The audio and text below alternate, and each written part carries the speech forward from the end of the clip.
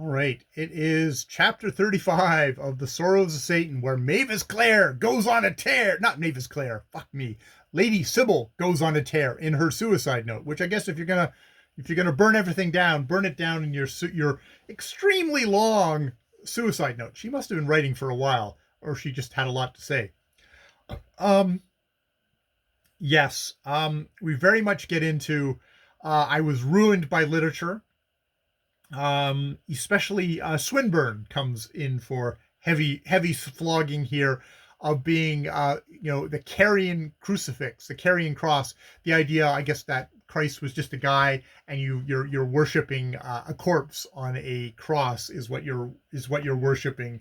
Not God is dead, there is no God, and all that, and just completely that. Also, when she talks about like in modern, not just Zola, but the modern French writers, I assume Flaubert would have been not Flaubert. Madame Bovary, probably with her affair, is probably considered really terrible. So it gives me a better idea, slightly, of like what when we're going on about horrible, immoral, degrading, salacious books. When a moralist talks about them, they always make it sound more exciting than what the actual books are, which are like, oh, okay, yeah, this is kind of literature now. Like, Madame doesn't say Madame Bovary, but Madame Bovary would be in here. Um, that kind of literature of probably more descriptive, I would say, than actually causing anything. Just like social realism, realist novels, that kind of thing. And also just your opinions on a religion. The Swinburne that she quotes is like, okay, this is somebody who's really rebelling against religion, versus like nowadays people are like, yeah, I don't believe in God, and I wasn't particularly raised in God, and I don't have any great emotional connection to that. My emotional connection comes when religious people tell me that I must be evil, or I can't have a moral center because I don't believe in a all powerful imaginary spirit who gives meaning to the universe. It's like, no, no. I think human beings give their meaning to the universe, and that's worked how it's worked over human history. So there's that. There is that. So we do that, and then she takes down the marriage market of being put up for sale as chattel, and coming out, and just all the hypocrisy, and all the so-called virtuous women that are allowed in the queen's court, and like that was such that such bullshit. Like, she was presented by a woman who had two illegitimate children without her husband's notice. A lot of stuff like that. And then we're getting up to I've just stopped where Mavis Clare comes into the picture, where a maid who was but 16 and extremely delicate, poor little soul, she died 2 months before my marriage. She introduces, she asks if you've heard of Mavis Clare, and hands her a book called The Wings of Psyche. Do read it, she said earnestly. It will make you feel so happy.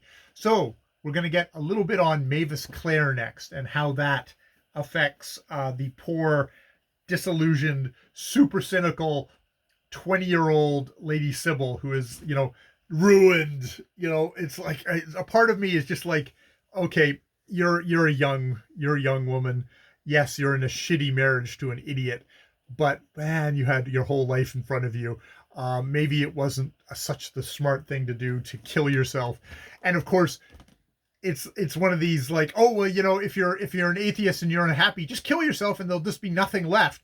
It's like, yeah, but if you're an atheist and you don't believe there's going to be anything more, there also won't be anything left. So you have even maybe a better reason to not kill yourself, versus like, oh, I'm a Christian, I believe I'm going to go to heaven, hell, purgatory, or something in there. I mean, you probably feel like you're going to go to hell, I guess, if you're a suicide. That's bad. God don't like that. So you're going to go to hell, and you're going to burn for all eternity, or for a good while, until you maybe, depending on what your belief systems. Oh, and there's also just, I have to note in here that where is it? There is a thing where she just got to slip in just a little bit of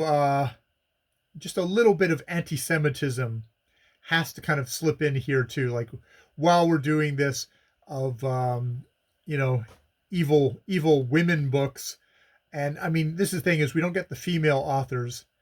Uh but yeah, there's somewhere in here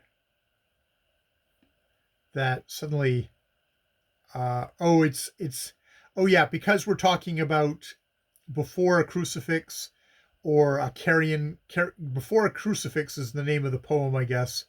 And like there's this thing here of a carrying cross. um she makes a thing of like, you know, made me hate Christ even more so than the Jews did. That kind of thing of like, uh okay, we're just gonna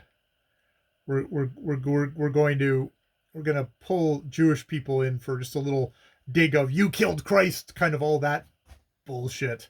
You know, whereas I'm sure there's seems to be some stuff of, well, no, there's people who thought that he was a Jewish, just another Jewish wise man.